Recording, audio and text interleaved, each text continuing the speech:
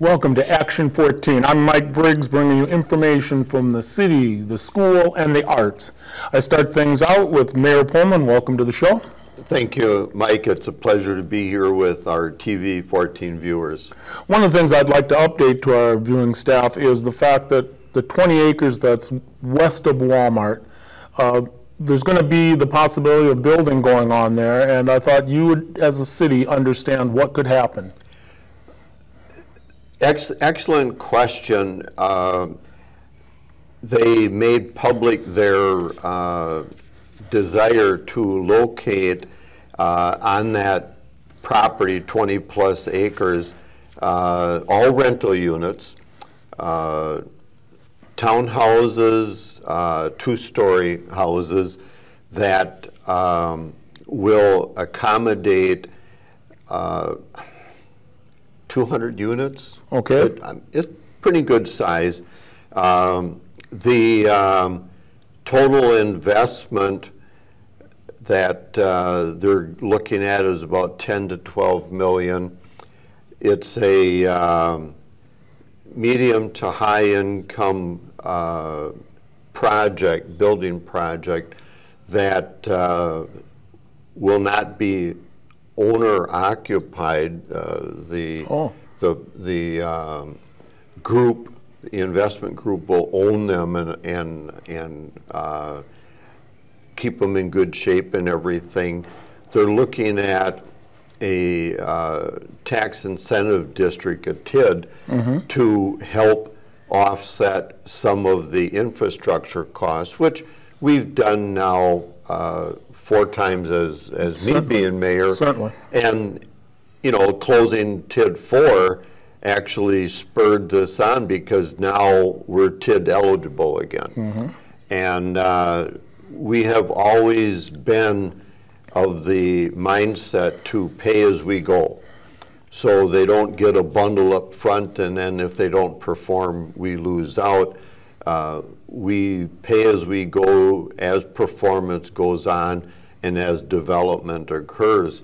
That's the kind of thing that we're currently discussing with them to see at what level we can do some offsets for incentive. Now, did the decision of the city to allow more apartments in a single building part of what made this go forward? Exactly. That very good observation. We actually set the stage for this starting in April and May.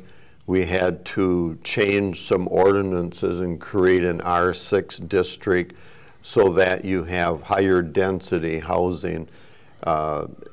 The whole purpose behind it is to provide rental units to the community for people coming in until they build their own home.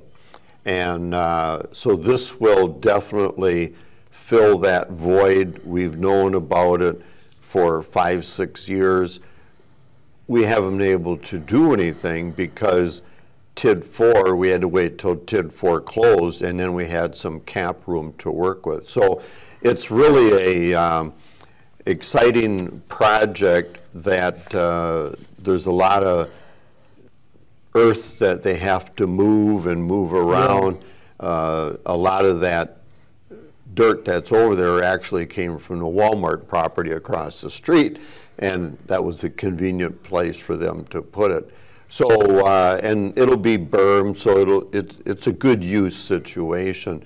But the pay-as-you-go is being something that we've always done in the city of Plymouth. Has worked for us very well, and TID 4 is an example of that. TID 5 is another one, and so that's the way we're approaching it, and we're in those discussions right now. Now, you're going to actually get a information presentation at your next council meeting. Correct. And that's the last Tuesday of the month, so that's July 30th, I should say. July 30th, we will be getting a presentation from our financial advisors. We have 3 council members who have not been involved in TIDs before. Okay.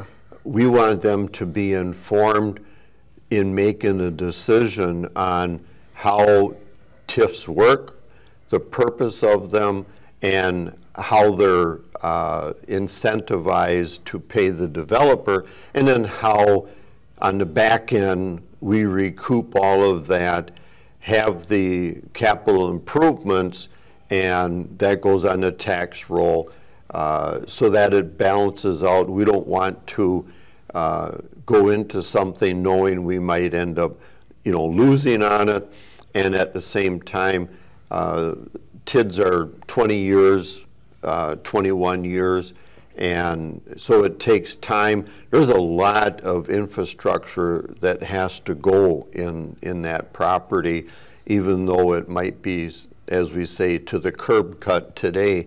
There's a tremendous amount of utilities that takes place.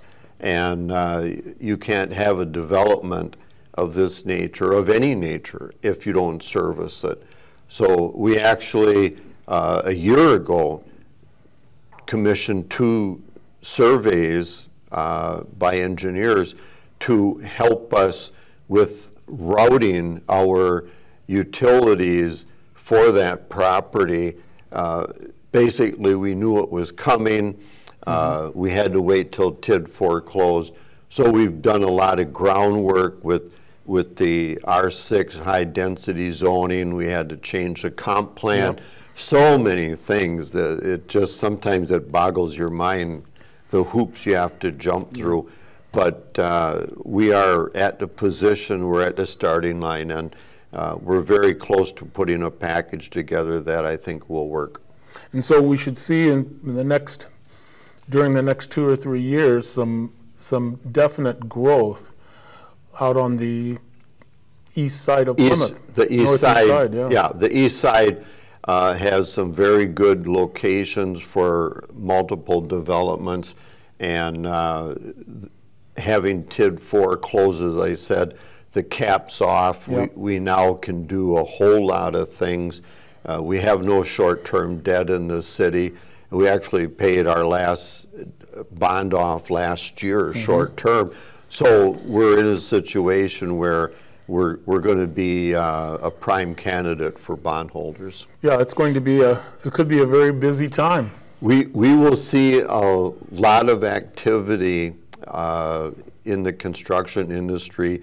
We'll still do our streets, but this will be not on the street. This will be on private property. Yeah, we do have a street in Plymouth that is closed down right now. You should mention that. We're sure hoping that gets done before school resumes. Right. And that would be nice, yeah. Yeah, but school's out right now, and so there's a lot of people on the street, a lot of students, and this time of year you get a lot of visitors walking around looking at the murals.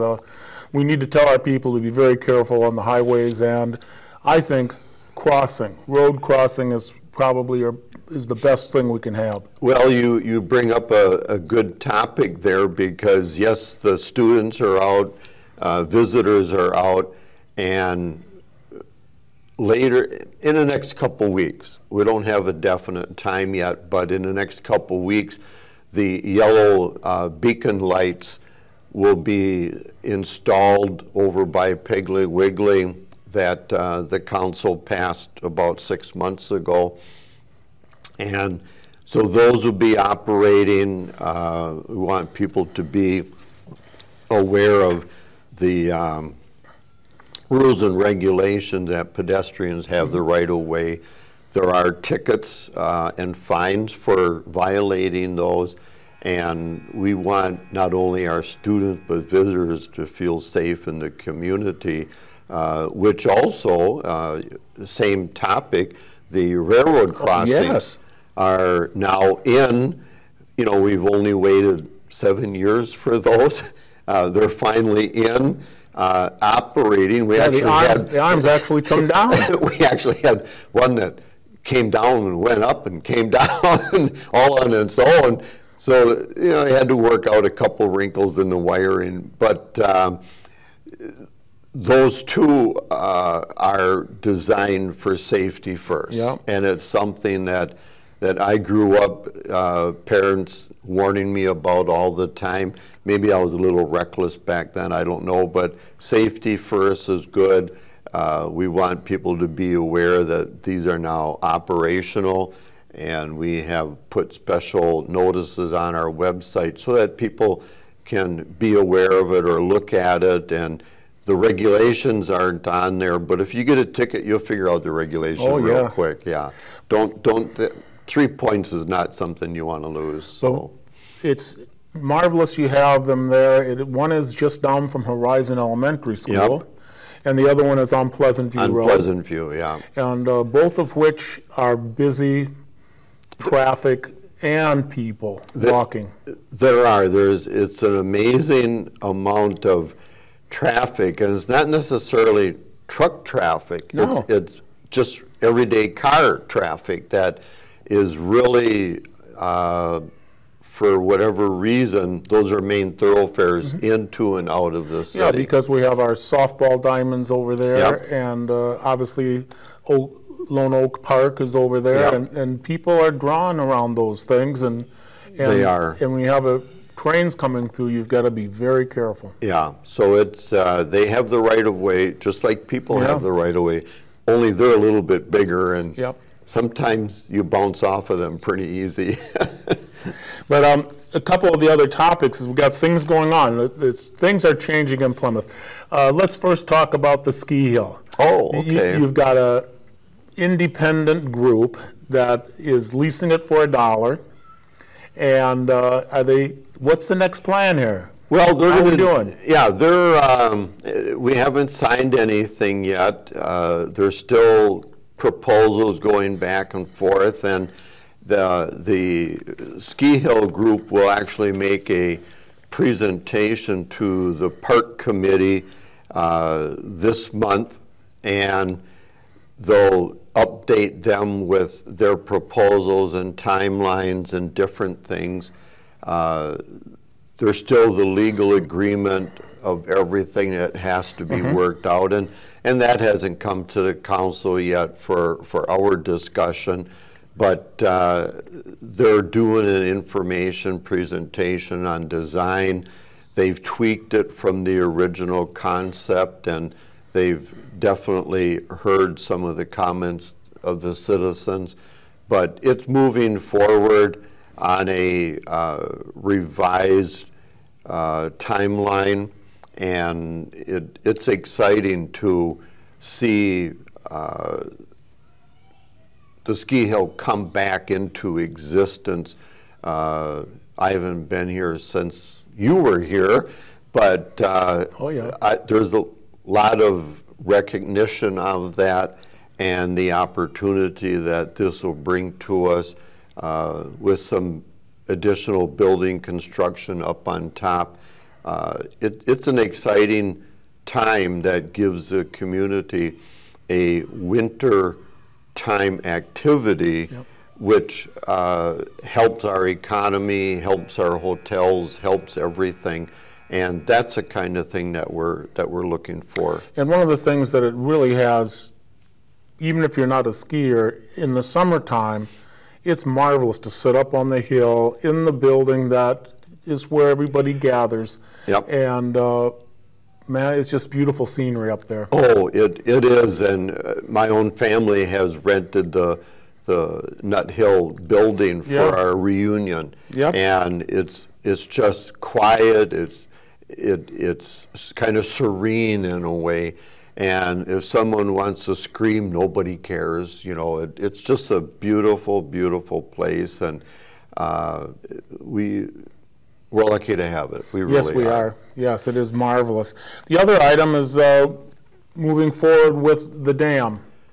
I know that we're getting closer. We're getting very close. There's still a lot of prep work that has to be done by the engineers and the designers. They're actually going to start their boring holes where they make, I don't know, 3-inch cylinder holes, and they go down 20 or 30 feet, whatever, to pull samples up and you know, analyze it, see what kind of base there is. Purpose, of course, of that is for the stability of the dam, because they need to have some real solid ground to put this dam in. Certainly. There's a lot of concrete. The gates themselves are very heavy, and if anybody went out to see the Marsh Dam, it'll be the same apparatus as that's out at the Marsh, and that took about 18 months for that. But the design work up front is an easy 8-10 months. So we're in the process of that. We're working with the property owners on both sides of the dam to come to an agreement. Obviously, we're going to have to bore holes on their property, bring construction equipment in, tear up a little lawn here and there in a parking lot, and it's just the nature of the beast. And then we'll replace it all and return it to hopefully something that's very scenic and beautiful. But it's the kind of thing that we're fortunate enough to do. I was informed that we haven't got the official notice yet, but I was informed we got another grant to go toward the dam. Great. So we already had $1 million. We have $1 million that was in the state budget back in June, and I was told that the award hasn't been out there officially yet, but we have been given the consideration and the nod. Now, of course, we got to fill out all that bloody paperwork. Yes. But that'll help us again. Unfortunately, our costs have probably gone up 20% since we started talking. Certainly. Because that's just the nature of the beast today. And you know, you don't have dam builders everywhere that you can tap and say, okay, do this, do this. There's 2 of them in the state. So you're down to a kind of a small group that you can work with, and their costs keep increasing. These gates are stainless steel. That hasn't gone down in price, and they won't lock that in because obviously those won't be ordered for another 12 months. So it's like, where does it all end? Yeah. So we're excited about it. So the timeline may start as soon as what? I could see probably spring. We have to pull the boards on the dam. Certainly. And so the pond will diminish, the water will run out, and we can only decrease the depth of the water like an inch a week or something like this. Right. So we can't just have a flood when we pull the boards. But that's going to take probably 3-4 months, and the suggestion is if you do that over the winter, then you have much better control in the spring. And if they can start the construction in April, which would be really good, April of 25, it's possible they could be done in the fall of 25. And that would be exciting. We don't want it to be drawn down too long because people use it. And there's a lot of activity down there. So it's a necessary thing, and there'll be water trickling through. But for the most part, it'll be down to what it was 8-10 years ago when they pulled the board and they had a major replacement. This will stop some of those annual repair costs, which have been very expensive to keep it up. Everything around the idea of the dam is very expensive. Yes. We know that. Yeah. So we're on a good timeline. We're shooting for the fall of 25, and it looks like we'll be okay with that. There's just a lot of preliminary work that they do elsewhere that we don't see. What I want to bring up, has your cholesterol gone down now that we've gotten by the cheese days? I did consume my correct level of low-calorie cheese. Certainly. But it'll take me another week to come down, I think. The weather wasn't the best for the parade. No. But it dried up a little before you started. Yeah. And we had a nice parade. Oh, very good parade. Involving all of our cheese people. Yeah. That's what was nice about it. It was terrific. All of the cheese companies in and around Plymouth were involved heavily.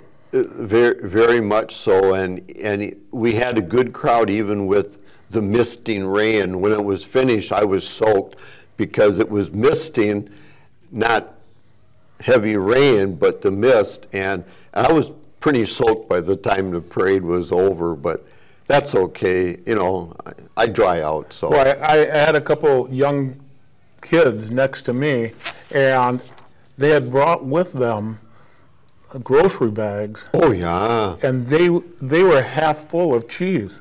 I mean, I cannot believe how much cheese was thrown at them all the time. Oh, from each company. I still have cheese in my refrigerator Me too. that I filled up my pockets with. And, well, cheese, please, if you don't like it, you shouldn't be here in the first place. That's right.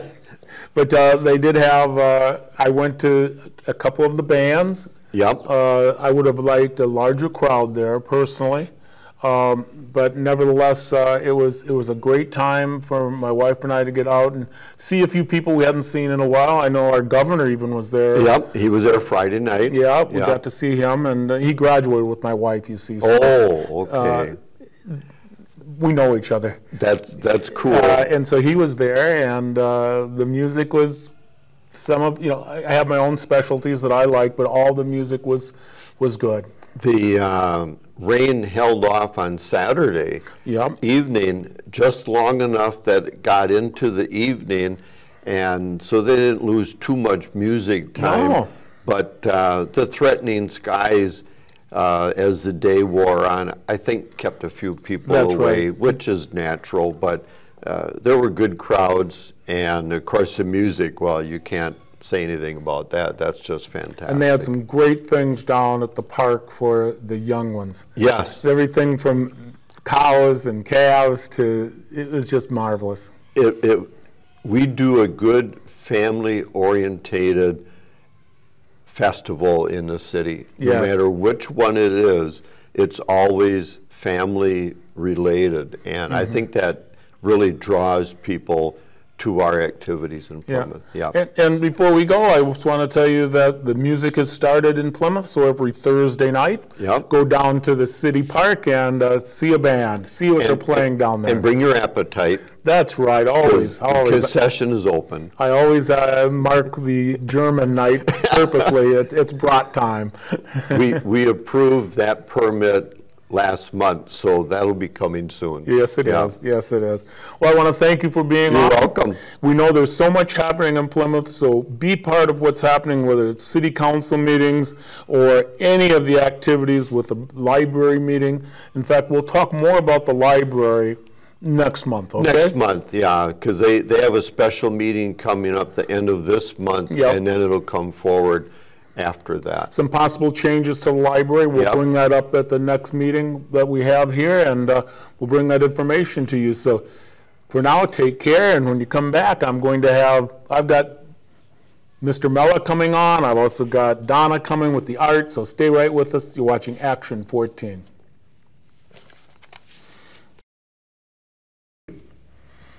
Welcome back to Action 14. With me now, I have Dan Mella. Welcome to the show. Thank you for having me again. And I think it's going to be your last show, if I'm not mistaken. It very well could be. Unless you call me back for some kind of exciting guest appearance. There you go. Because part of what we'll talk about is your last days coming up as a worker in the Plymouth School District. But before we do that, let's talk about some of the very positive things that happened this spring. It's just been a great spring for athletics and entertainment, and it has just been fantastic. First of all, let's talk about the baseball. They had a good run, actually. Really, I mean, when we built the multi-purpose center a while back, and it has the spots for fast pitch and baseball and golf and then indoor facilities for things like soccer. And I remember us all saying, well, we should be, those sports should automatically be improving, and I think they are. Yes. Our softball, for example, had always been a quality program for years, and took a little bit of a dip there, but now it's trending back up. They won the regional for the first time in quite some time, one game away from state. Baseball made it all the way to the regional final and gave Kiel a good run for their money. They had an upset on the way through, on the way to get through that. And track had 2 place winners. One was your son. That's right. My son Eddie threw the discus and took 7th, and then Wyatt Herzog took 5th in the 400. Yeah. So those were positive things. We had 2 kids who took 2nd in Division I tennis. That's right. And that was Owen Plate and Jaron Baltus. We have not had anyone take 2nd place in tennis ever. I think ever. I think. And this was Division I. Yeah, D1. Right. We were the smallest D1 school by the size of enrollment or whatever.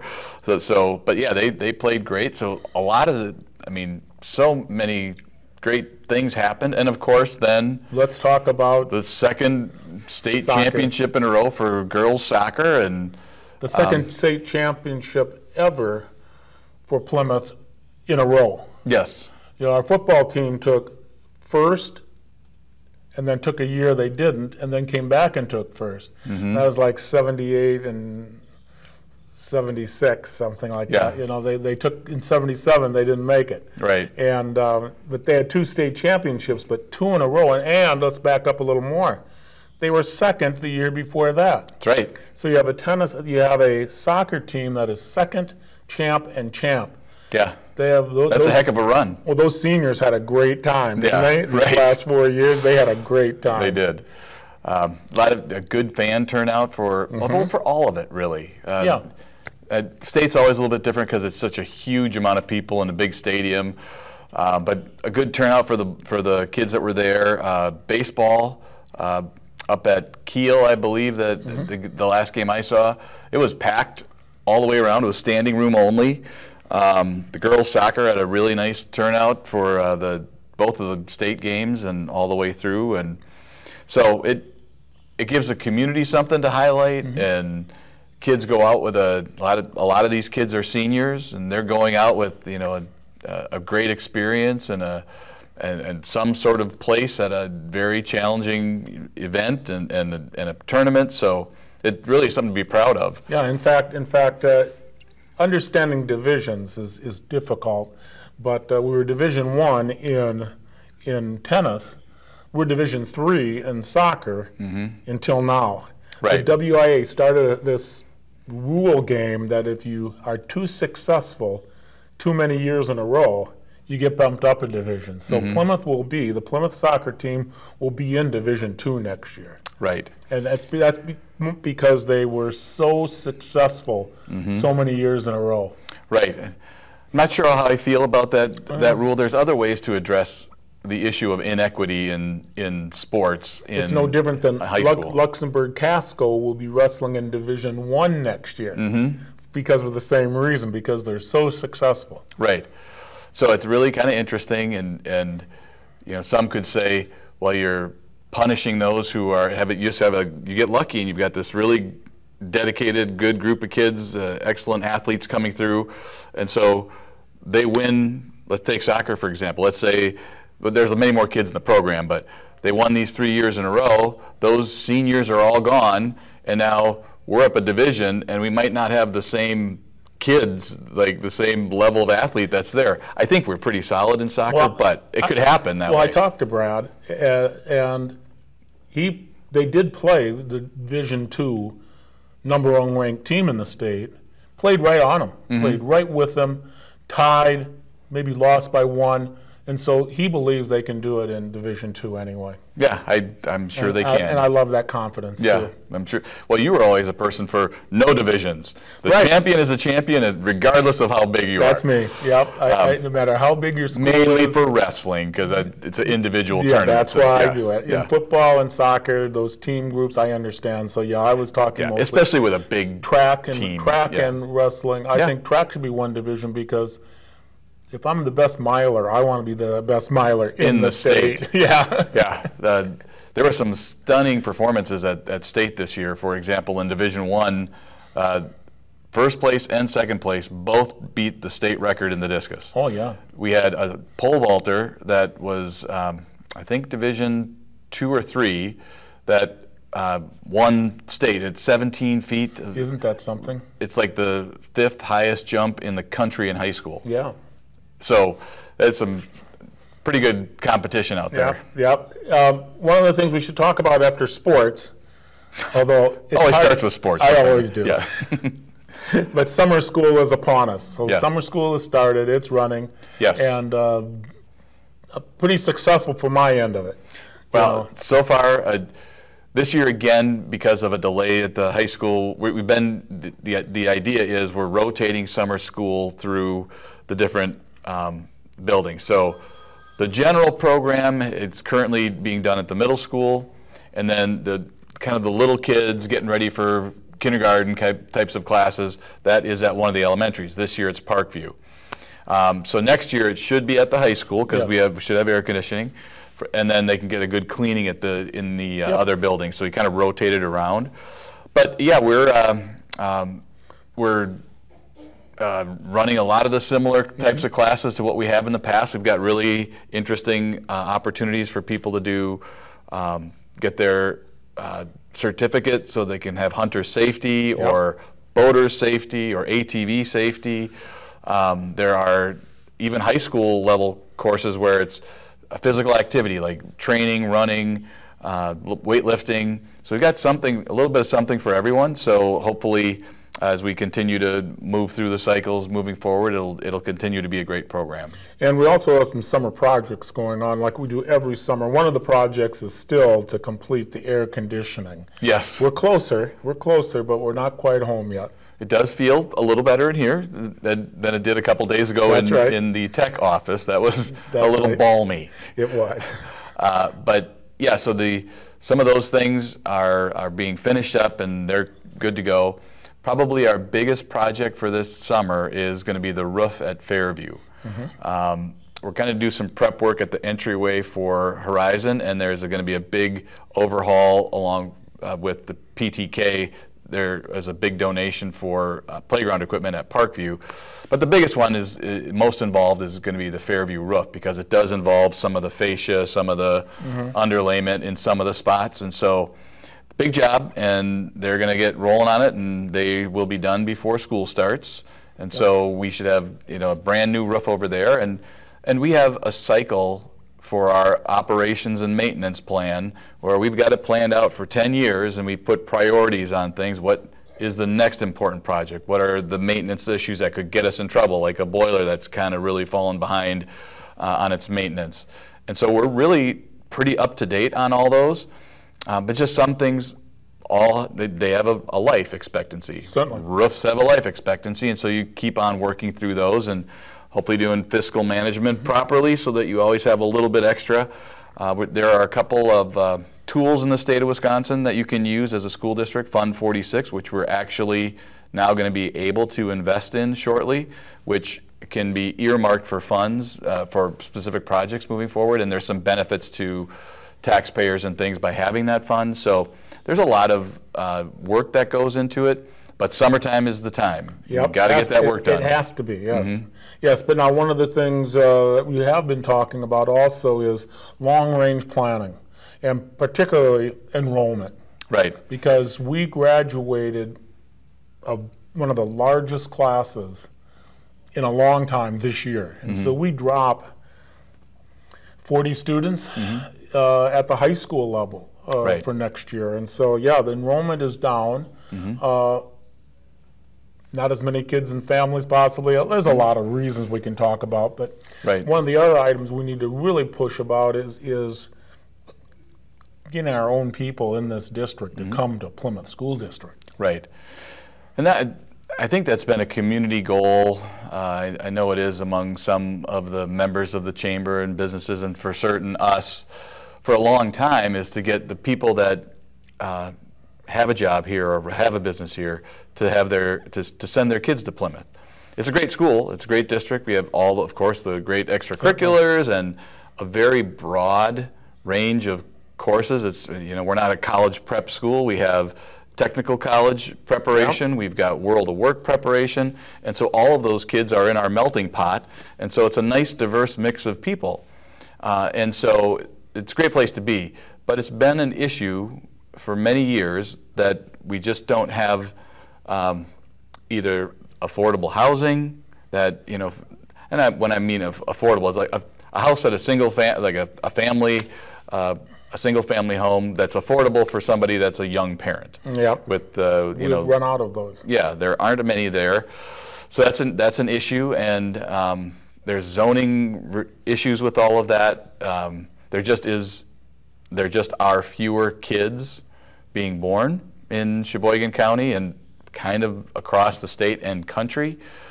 So all of these factors play a role, but I think our primary focus on this long-range planning is how can Plymouth School District play a role in making the Plymouth community broad more attractive for people to live here. And so that's not just the school district, that's the city, that's the chamber, that's everybody.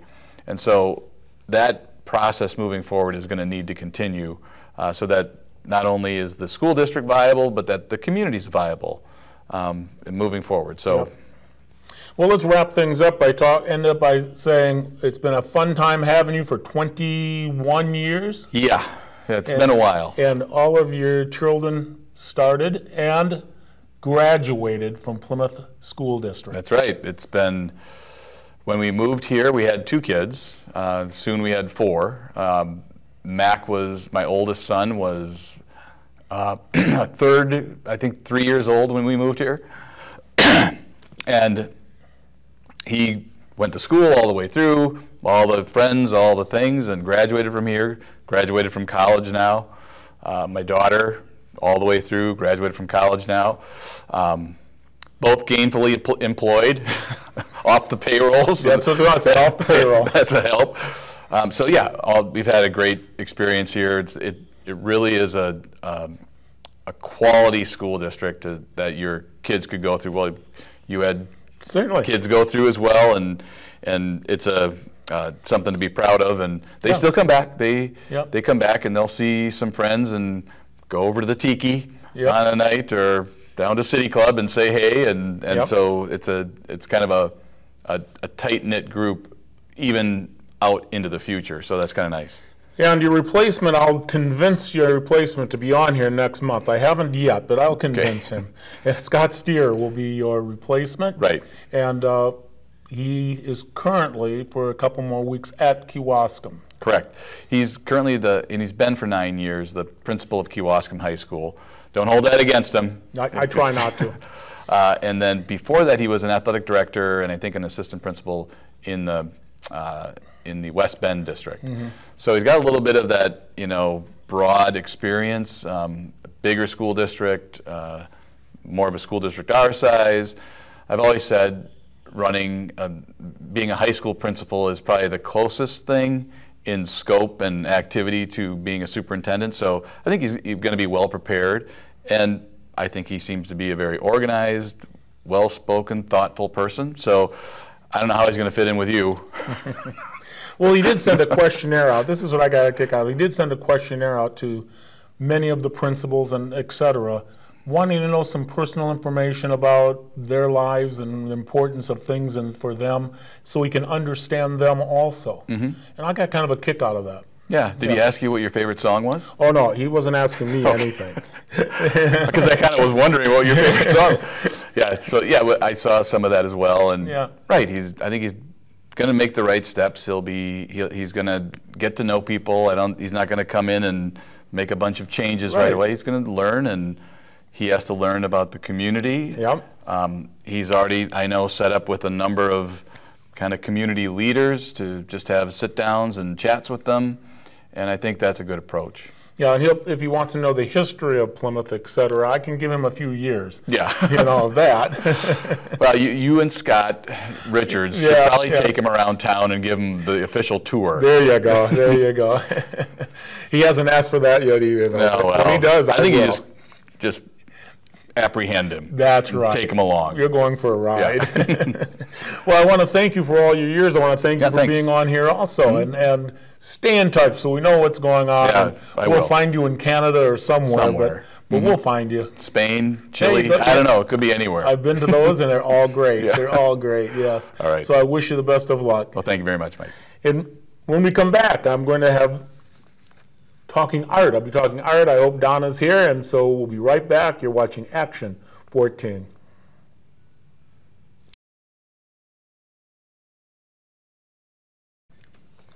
Welcome back to Action 14. Donna, welcome to the show. Thank you, Mike. We've got so many things happening in these next 2 months with everything going on. You're going to be one busy person. We certainly have a lot going on at the Art Center. You just got done with having the art shows, and so I did. The Spring Art Tour, yes. I went north this year. Okay, good. Started in Plymouth, and then went from there to Falls, and then went north to Kiel, to all the different artists all the way up there. And did you have some fun? Had some great time. Had a great time. Yes. And I hope you have it again. Well, we're planning to. And so we can all enjoy the art people around the area of Sheboygan and south and north. It was fantastic. Well, we had the works of over 35 artists, if you count them all together, at the different studios. So it was good. Amazing. Well, that's just the beginning of summer here now. Oh, yes. Some of the things that are happening. Let's talk about what's starting up first, and that's Mill Street Live is starting up. Yes. That's happening, and so there'll be 2 Fridays in June, and then all Fridays in July, and then you're going to have a couple Sunday afternoon ones. Two Sunday afternoons at 2:30. Yeah, and so many Friday nights and 2 Sundays, but Mill Street Live is singing, dancing. It's just always a good time. Wonderful young people that sing and dance their hearts out for you, and all kinds of music. There's something for everyone. And kids are welcome. It's not adult only, and so every Friday night your whole family can go down there. And we encourage tickets in advance. You'll save a little bit of money by doing that. Kids get a discount, and then 5 and under are free. You can call the Arts Center at 892-8409, 892-8409. Go to the website, PlymouthArts.org. And my advice is always to go down there. You've got a good show going on right now. I was down there and was able to go through the paintings. This is a lot of all local artists, I should say. Well, mainly from Wisconsin, and it's our annual juried show, and so it is quite fabulous. Yes, and so and what I like about it is I recognize some names, I recognize some areas in what has been done, and it's a good time. So there's a good show going on down there, and I always go in and see if there's any presents I want to buy, etc. Yes. And so while you can call, you can go to the website. My advice, go down to the Arts Center. A town the size of Plymouth having an Arts Center like this is fantastic, and so stop on down. We're very fortunate. We are. Yeah, but we got other things going on, though, because not only that, but the next item I want to say is Kids from Wisconsin is coming right up. That's July 10th, if I'm not mistaken. Yes, it's right around the corner. 7 o'clock here, 7 p.m. right here at Plymouth High School. The Kids from Wisconsin has been around doing this for over 50 years. Yeah, over 50 years they've been playing throughout the state, having all Wisconsin kids. That's why it's called Kids from Wisconsin, because they are generally high school kids. And Plymouth has had a few in it over the years. And so it's always a great time to enjoy something for everyone also.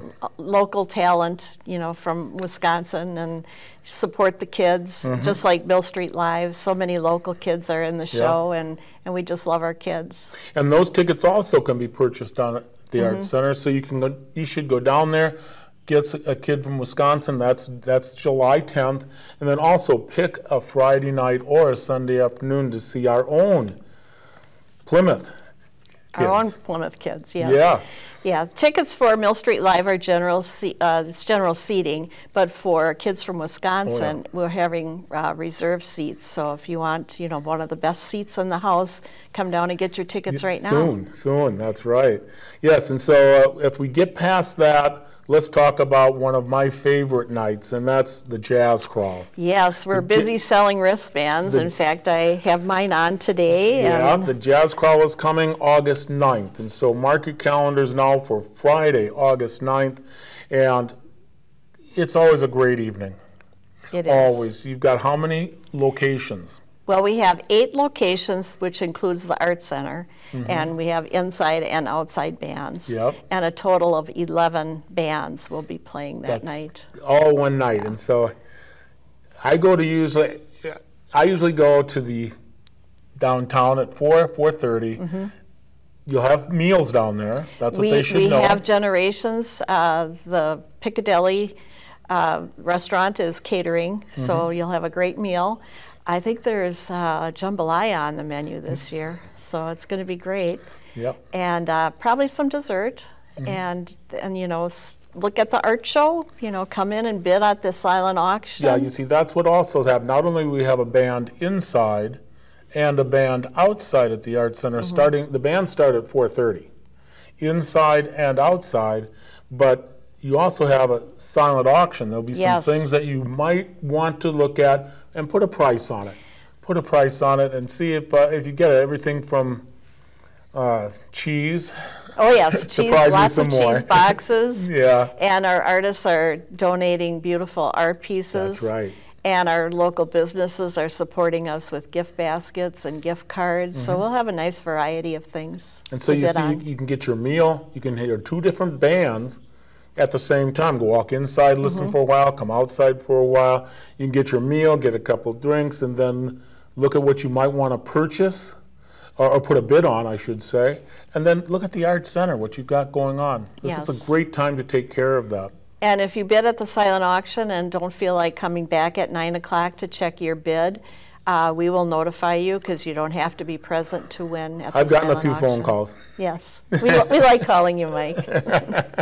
But at the same time, start there at 4:30 with the bands there, and then start traveling around, because many different locations, 2 of which are right in sight of the Art Center. You've got 2 right in sight, one right across the street and one just across the street in Upperways. Right. Big Billy's and Plank Road Distillery, and Moxie isn't that far away from us either. That's right. And we're going to have the trolley again this year, so you can hop on the trolley at 6:30 and take a ride downtown. Yeah, you see, that's it. The trolley will travel to all of the locations, whether it's to the depot or all the way down to Turner Hall. And Antonio's. Yeah, Antonio's. You can ride Plymouth the trolley. Tap.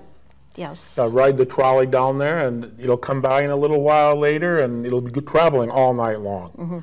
Till about 10:30, and then you know, we'll send the trolley home, and then people will have to walk. Yeah, that's getting close to my bedtime anyway. But it'll make a marvelous night for you to enjoy everything in beautiful downtown Plymouth. It's going to be a great night starting Friday, August 9th.